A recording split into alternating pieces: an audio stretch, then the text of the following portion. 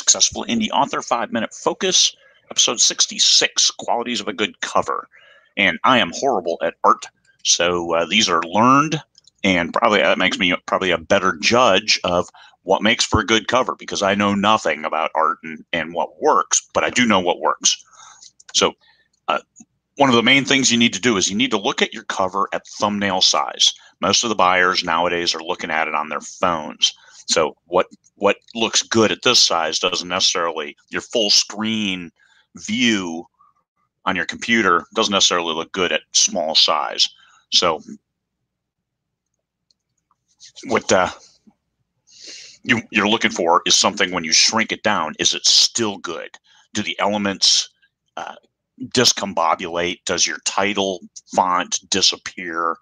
Does your name disappear? What does it look like when you shrink it down? That is a critical element in a cover. And I'll put the important safety tip right up front. Great artwork doesn't necessarily make for a great cover. Keep that in mind. On genre, look at the top 100 covers in your genre. Or your subgenre. Don't neck it down so far that, hey, these 5 readers in this subgenre are going to love my cover. Bigger. Think bigger. What do those look like? What is a color palette that seems to be a common theme? It's real simple. You go to post-apocalyptic, you can see, hey, look at these. Look at the color palette you kind of have to use, because that tells potential readers, people who like that genre, because top 100 books, right? This is what they're used to seeing. So this is what you kind of give them. The same, but different. Look at it small, color palette, it resonates. Readers click to the next level. And that's what you really want. You want them to click through. Rarely will they buy a book directly off the cover. Some they will. Paperbacks, that was the old model. People bought books because of the cover, the back. Hey, compelling blurb, I'm buying it. But nowadays, it's, you get so much other information. When you click over from the cover, you get the product page. The description, your blurb, is much bigger than the cover. And you can read more. There's all kinds of information. You can look inside, all kinds of information once you've clicked past the cover. But that cover has to give them what they're looking for initially as a browsing buyer. Now, the key elements of the cover are clear.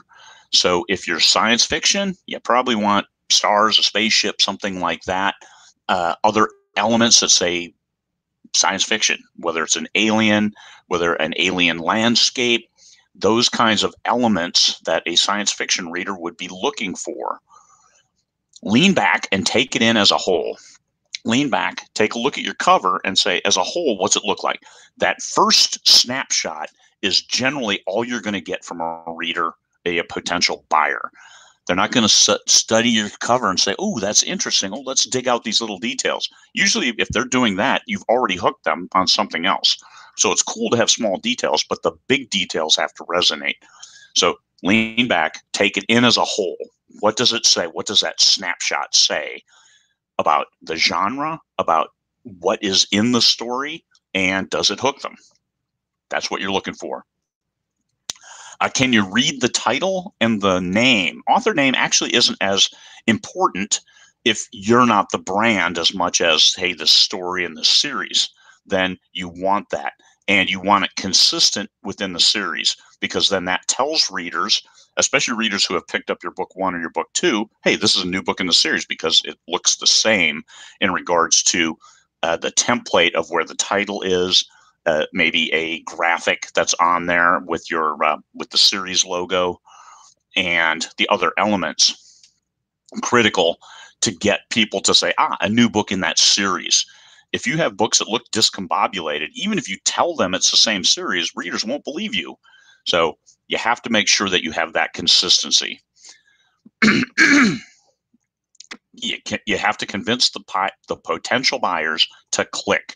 And that's all this art.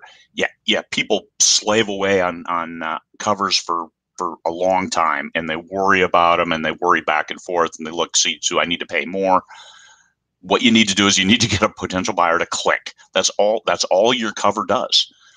So don't get too wrapped around the axle about the little minor details within.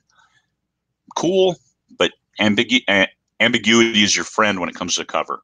You don't have to have an exact scene from your book because, once again, it's an advertisement for people to click into your book. It helps to be aligned with your book because that's what you're selling. You're selling the book, not the cover. Anyway, that's it. That's my layman's approach to covers. You have to get those right to get the people to click, but you don't have to get so wrapped around the axle on the details that it sends you into a death spiral, and all of a sudden it's like, oh my God, I'm going to die because my cover's not perfect. Perfect is relative. Perfect is the cover that gets a potential buyer to click, and the blurb, the perfect blurb, gets them to buy. That is perfect. You guys have a great day.